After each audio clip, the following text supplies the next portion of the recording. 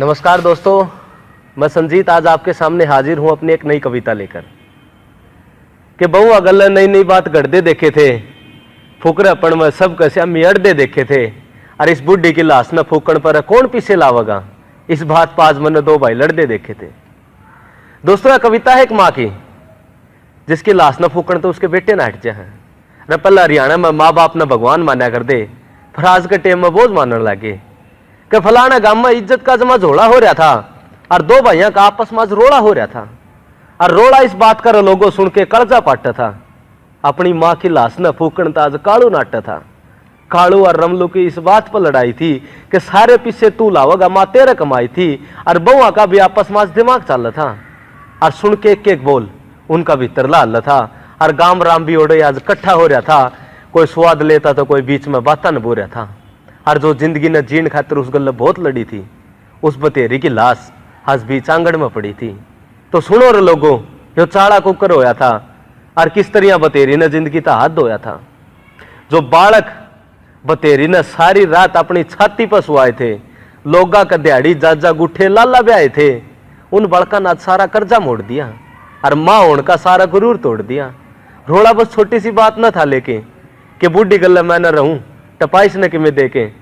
छोरा बोलिया, रीमा क्यों बेटे का घर न उजाड़ा है, मान ले मारा घर न क्यों बीच तो पाड़ा है।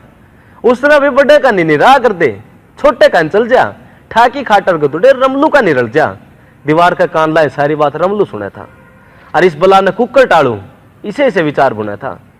रमा ने छोटा राख्या करदा कालू वो टेम गया।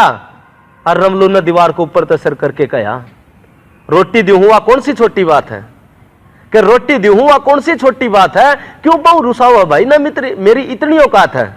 पटोड़ी सोड और दरी कट्टे में गालन लगी, नीची नाड़ करे ठाकी खाट बथेरी चालन लगी। उसका दौरे बसी मैशाला नोरा बचा था, जो कदे अपने हाथा तक काची माटी तर रचा था।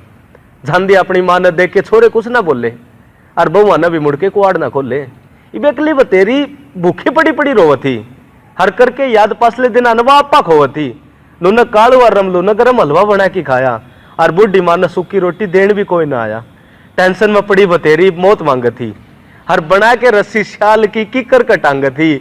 बतेरी का जी फांसी खान न कर रहा था और छोरे की बेइज्जती हो जाएगी इस बात तक डर रहा था। बालक घर बसा लियो, मेरी तो जिंदगी जा ली। और नूका के बतेरी ने खाट किकर नीचे सरका ली, मूंद के आंख घाल के शाल गेटी में लटक गई। जी बाहर आ गई बतेरी की सांस कालजा में अटक गई और थोड़ी देर पाछे बेचारी हाथ पा मारन तक हट गई। जिन पूरी दुनिया देखी थी आज वो आंख डट गई, अगले पाछले सब बातें न भूल गई और बतेरी गाल के फांसी आराम तो झूल गई। इब तड़के सुरते की बहू न देख के किलकी मारी थी और बाज के पड़ोसिया नवा किकर पर ततारी थी। खाड़ू और रमलू आंख मल दिया थे और किसका के आग लागी रनू बतलाव थे। और अटाकी भीड़ जद माँ की लाश आंख्या देखी, हड़ भी उन दोनों ने दिखावा की रोटी सेकी। आंख्या का थूक लागी दोनों झूठे रोने लगे और मर मर दो हथड़ लुगा या जुआपा कोण लगे। और 2-3 घंटे पाछे तो माहौल जमा फिल्मी था। दोनों भाइयों का मुंह का एक एक बोल जुल्मी था, उनका मुंह तो छक्की काल नाचा और माँ की लाश फूकने पर रोड़ा माचा। कालू बोला, रमलू पिलसण तन न खाइए तो पीछे तू देवगा, लाकड़ फूकण खातर अपना खेत त लेवगा। रमलू का भी छो उठ गया और उसका सबर का बांध टूट गया। बोला, रा कालू माँ सारी उम्र तो तेरे कमाई थी और चूक के बाल जीड़ा करके दिहाड़ी तेरे ले आई थी। और के बात मार है तो माँ की टूम भी लकोई थी, जिन टोन खातर माँ सारा सबका शामी रोई थी। इतने में दौरा खड़ी भीड़ में फुसर फुसर चाल पड़ी और एम्बुलेंस का गला घर आ गई, गाड़ी आन खड़ी। उतर के 3-4 सिपाही आए थे और बतेरी की लाश देखने गला डॉक्टर ले आए थे। देख के पुलिस कुछ लोग पाछे डट गए और कुछ तमाशा देखने खातर ओढ़े डट गए। दरोगा बोला, ले चलो इस लाश का पोस्टमार्टम होगा और कुकर मरी के होया इस बात न टोगा। ये दोनों छोरा की आंखें के तोते उठ गए और घाम के टोले में तो कई लोग अपने घर का मुड़ गए। इब कालू और रमलू ने वेरा ने के सेटिंग करी थी, डॉक्टर और पुलिस तो बचन खातर शायद उनकी गोज भरी थी। 2 दिन बीत गए, बतेरी की लाश उल्टी गांव में ना आई और ना किसी ने जिक्र करे ना अखबार में छपाई। इब सारा गांव तड़के तो सांस थी लाश की बाट देखा था। कालू और रमलू के रोड़े की बात से कथा। इब कई काम करने लगे, कई गृहस्थी में रुड़ गए। लोग लाश और बतेरी दोनों न भूल गए। एक दिन बैठे में छात पर सोचने लग रहा था, अपनी अंगलियां के नाखून नोचने लग रहा था।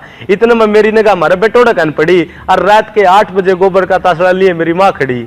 मैं भाज के गया, री माँ रात का टेम तू गोबर ठा रही है, ये लाकड़ पुली इकट्ठे करके इतना तंग पा रही है।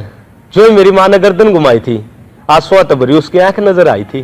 बोली रे बेटा मरण तो पहले मैं सारा जुगाड़ करूंगी, लाकड़ गोसे पुली सब इकट्ठे करके धरूंगी, और जब मैं मर जा मेरे गात का तमाशा ना बनाइयो रहा, और बिना रोड़ा करे मैंने फूकण जाइयो रहा। इतना कह के मेरी माँ रोन लगी और अपने आंसुओं तो मुंह ने धोने लगी। देख के माँ के आंसू मेरी आंखें में पानी आया, और माँ ना रो है, मेरे मुंह तो इतना ही बोल लेकर पाया। मैं उन बातों ने भूल के बाहर आ गया था, और बड़ा हो की माँ का गला सा रह गया था। पर आज भी मेरे कई बताई बतेरी याद आ जाए। आंगन में पड़ी लाश और रोड़ा दिमाग में छा जाए। कई बार बैठा सोचूं कि गलती ताई बतेरी ना करी थी, क्यों छोड़े जाए में, और क्यों तकलीफ भरी थी। संजीत मांग मांग खा ले, सारा बुढ़ापा कल्ली सा जा, पर इसे से छोरे तो अच्छा माँ बिन औलाद रह जा, रईसे से छोरे तो अच्छा माँ बिन औलाद रह जा, रईसे से छोरे तो अच्छा माँ बिन औलाद रह जा।